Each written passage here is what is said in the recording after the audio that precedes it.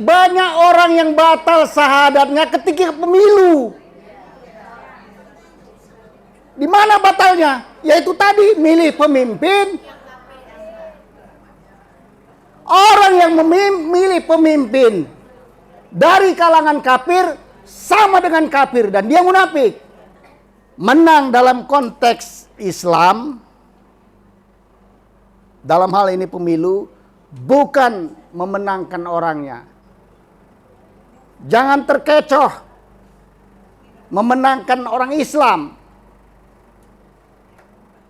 Bukan itu tujuan kita. Kalau itu tujuan kita, dari dulu presiden kita sudah Islam. Betul? Ada yang bukan Islam? Enggak. Tapi Islamnya menang enggak? Tidak. Negara, bangsa dan kemakmuran, hukum Allah tegakkan, hukum Allah. Nah, jadi kepemimpinan dalam Islam adalah satu aspek yang nggak boleh dipisahkan dari Islam. Oleh karena itu, jangan ada umat Islam yang tidak care, tidak peduli dengan pilpres nanti. Begitu pentingnya kepemimpinan dalam Islam, sehingga pemimpinnya pun ditentukan kriterianya. Yang boleh kita jadikan pemimpin pun ditentukan dalam Islam.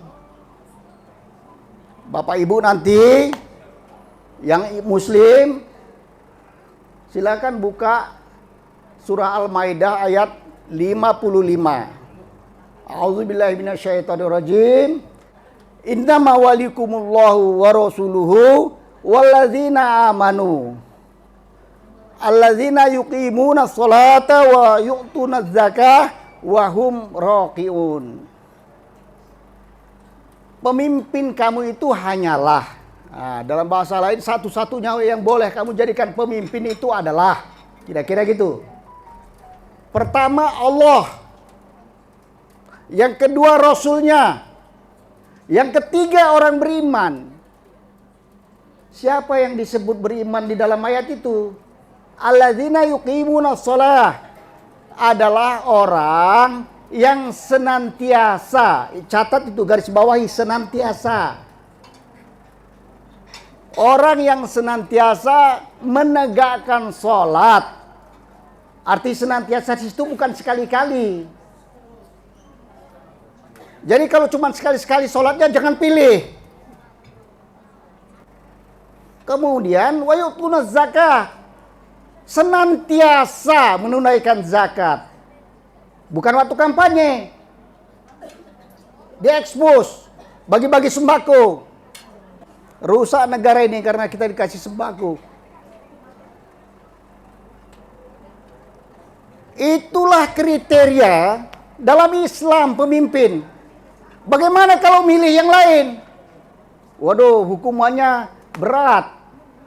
Memilih pemimpin yang bukan ditentukan oleh Allah, dua ancamannya. Kalau tidak menjadi kafir, adalah munafik. Munafik dan kafir sama-sama tempatnya neraka.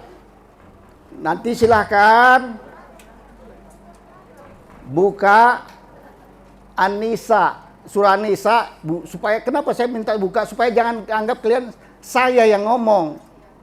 Enggak. Itu saya cuma menyampaikan apa yang disampaikan oleh Allah dalam Al-Quran. An-Nisa. Itu dimulai ayatnya. Basyiril munafiqina bi anna lahum azaban alima. Alladzina yattakhidunal kafirina awliya min dunil mu'minin. Dan seterusnya. Kasih tahu sama orang munafik itu. Nah, ini bahasa Medan kita pakai. Kasih tahu sama orang munafik itu, nanti dia akan mendapat azab yang sangat-sangat pedih. Karena siapa yang munafik yang dimaksud? Alladzina yattakhidunal kafirina awliya, yaitu orang-orang yang menjadikan pemimpinnya atau memilih pemimpinnya dari kalangan orang kafir, padahal ada yang mukmin. Paham? Paham? Ada yang baik imannya, ada yang kurang baik, ada yang kafir pula dipilih. Allah mengatakan, apakah mereka mau mencari kemuliaan di sisi orang kafir ini? Kan banyak orang mendukung orang kafir karena ingin mendapatkan kemuliaan. Kemuliaan itu misalnya dapat jabatan, dapat uang, kemudian keamanan dan sebagainya. Berlindung dari situ. Inilah munafik. Mungkin saya keras sekali menyampaikan ini. Ya, ada yang nggak suka. Tapi kewajiban saya yang dipanggil orang ustadz. Tugas saya sebagai ustadz menyampaikan kepada umat. Kalau kalian nggak mau dengar nggak apa-apa. Tapi tugas saya sudah lepas. Di sini muslim semua nggak? Kalaupun ada orang kafir, nggak usah marah kalian. Nggak usah marah kalian. Kenapa? Itulah namanya toleransi. Kalau ada orang kafir yang marah dengan ayat itu, berarti dia nggak punya toleransi. Kenapa? Contoh, katakanlah orang Nasrani. Saya banyak keluarga saya Nasrani.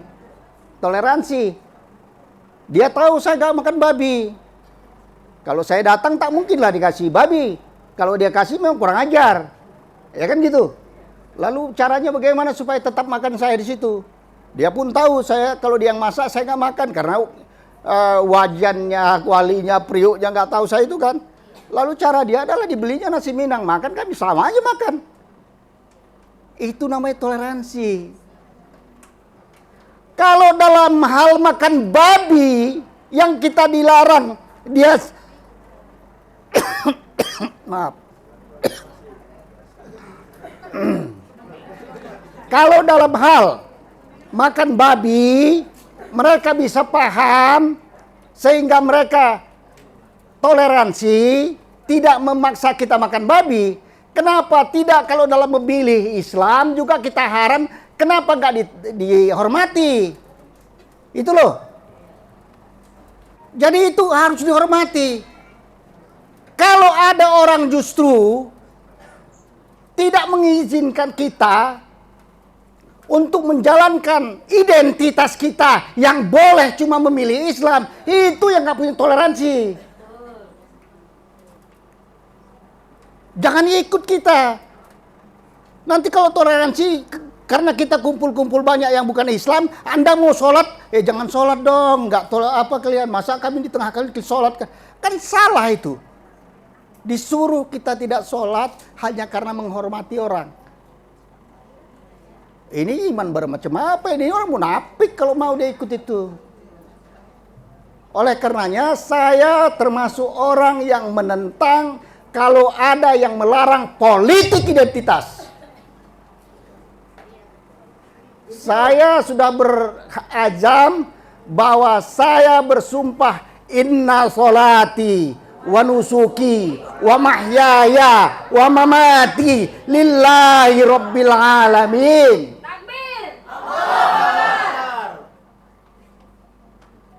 Jadi orang yang tidak suka dengan identitas saya Islam ketika saya berpolitik, sesungguhnya dialah orang yang anti Bhinneka Tunggal Ika.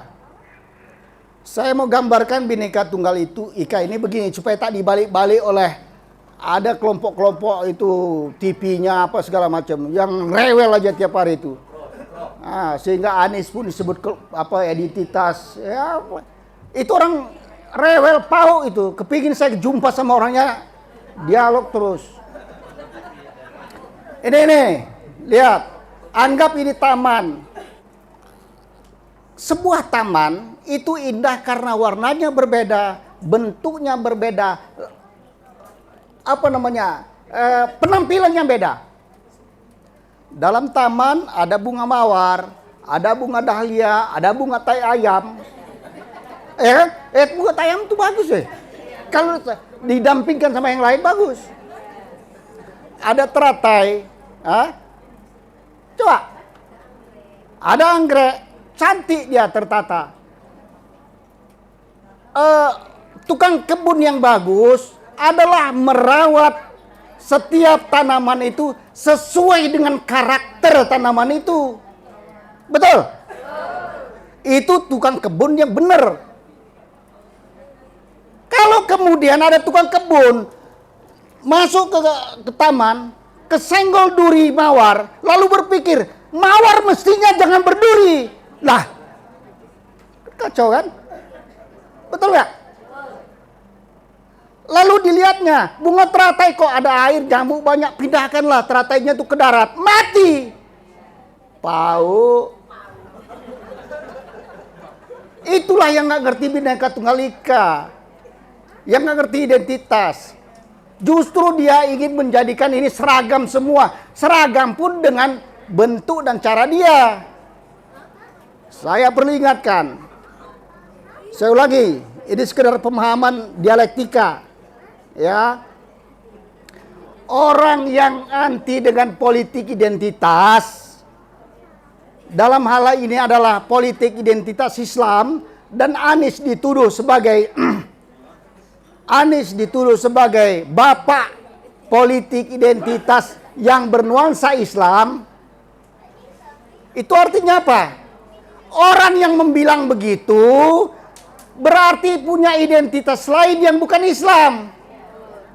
Pada saat itu waktu dia ngomong anti identitas Islam, dia sedang mengkampanyekan identitas pribadinya. Apa identitas pribadinya? Kita nggak tahu, entah komunis, ya kan? Ketika saya bilang jangan bawa-bawa Islam, berarti identitas saya bukan Islam, atau nggak mau Islam kan? Itu identitas saya. Kalau nggak mau Islam apa? Kita kan boleh tahu, mungkin komunis, mungkin sosialis, mungkin macam-macam lah. Oleh karena itu, jangan kita sampai tergiring kepada istilah-istilah yang dibuat mengacaukan kita. Jadi sekali lagi, sebagai dai, saya punya kewajiban moral dan tugas yang memahami sedikit Islam, menyampaikan supaya umat saya ini tidak menjadi munafik, tidak menjadi kafir, atau istilah lain tidak batal syahadatnya ketika pemilu. Syahadat bisa batal? Bisa. Bisa. Saya mau tanya kita semua sini, sekedar uji coba. Ya. Ada nggak orang yang mau batal syahadatnya karena pindah agama? Ada nggak di sini? Ini nggak ada, nggak ada. Hah? Ini ada. Nggak ada. Masa iya? Kalau dikasih rumah? Betul. Nanti dikasih rumah, dikasih mobil, dikasih kebun luas. Pindah agama menjadi kafir, nggak mau. Batal syahadatnya, pindah ke agama lain, nggak mau ya. Tapi banyak orang yang batal syahadatnya ketika pemilu. Di mana batalnya? Yaitu tadi milih pemimpin. Orang yang memilih pemimpin dari kalangan kafir sama dengan kafir dan dia munafik, berarti sudah batal juga. Tadi dikasih rumah nggak mau, dikasih kebun tambah lagi mobil nggak mau, besok cuma dikasih jadi jabatan kepling mau dia. Bodoh. Makanya waktu pemilu banyak orang murtad kita ini. Betul ada ayat itu, ada. Itu yang dihebohkan oleh Ahok dulu apa? Al-Maidah ayat 51. Hai orang-orang beriman. Hai, saya ulangi. Hai orang-orang beriman. Siapa yang beriman itu? Kita. Lalu kita tentu menoleh. Ya, ada apa ini? Allah, jangan kamu pilih Yahudi dan Nasrani, aulia menjadi pemimpin. Ya kan? Itu perintahnya, larangannya. Kenapa kalau dipilih? Karena mereka yang Yahudi dan Nasrani itu ba'duhum aulia ba'd, mereka saling tolong menolong menghadapi kita. Barang siapa yang tetap ngeyel untuk memilih mereka, itu bahasa Medannya, ya kan? Berpaling dari larangan ini, maka sesungguhnya dia termasuk golongan mereka. Siapa golongan mereka? Golongan mana? Yahudi dan Nasrani. Kalau gitu kan berarti udah keluar dari Islam. Betul nggak? Betul? Tadi dikasih rumah nggak mau. Itu bahayanya. Makanya begitu penting ini disampaikan supaya janganlah udah capek. Tiap hari sholat, puasa, zakat sudah. Ya tahu-tahu di ujung-ujung waktu pemilu batal semua syahadatnya. Ya kan? Ujung-ujungnya ke neraka. Pertanyaan kedua. Kalau memilih orang kafir, jatuhnya munafik dan kafir. Bagaimana kalau memilih orang munafik? Dia Islam tapi munafik. Bagaimana? Orang yang memilih orang kafir jatuhnya bisa munafik. Sekarang memilih orang munafik. Bagaimana? Munafik juga minhum. Oleh karena itu sekali lagi saya ingatkan, ya, kasih tahu umat kita tugas apa ini tadi? Reganis. Sadarkan umat Islam itu. Tugas kalian mulia untuk memilih pemimpin yang baik. Supaya jangan mereka menjadi munafik. Supaya jangan batal syahadatnya. Bukan hanya memenangkan, tidak, sadarkan mereka. Ini juga bagian dari dakwah kalau kita mau mengambil posisi itu. Jadi orang munafik juga jangan dipilih. Ya. Mana orang munafik? Hari-hari biasa macam sekarang atau waktu-waktu yang lalu benci kali dia pakai jilbab dengan orang pakai jilbab. Orang pakai jilbab, orang pakai kerudung, pakai gamis disebut karap-karapan. Nanti waktu pemilu dia pula yang pakai peci, pakai jubah yang paling bagus. Pakai sorban. Tandai itu, tandai.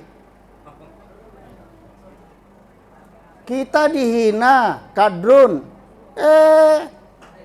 Dia tidak masuk ke pesantren. Bodoh itu pesantrennya mau terima itu. Baik, nanti panjang kali marah-marah pula saya. Ya, ini menurut saya tugas yang bagus. Bukan hanya sekedar memenangkan person. Ya, kalau person saja kita menangkan sudah berulang kali kita masalah 2019 juga orangnya kita dukung-dukung. Akhirnya kita yang berkelahi. Ya kan? Jangan. Harus ada momen ini adalah momen persatuan umat. Memperbaiki kondisi umat. Orang-orang Islam jangan sampai rusak gara-gara pemilu. Rusaknya bisa berkelahi antar kita. Yang kedua rusak akidah. Menang dalam konteks Islam bukanlah memenangkan orangnya. Saya ulangi. Menang dalam konteks Islam, dalam hal ini pemilu, bukan memenangkan orangnya.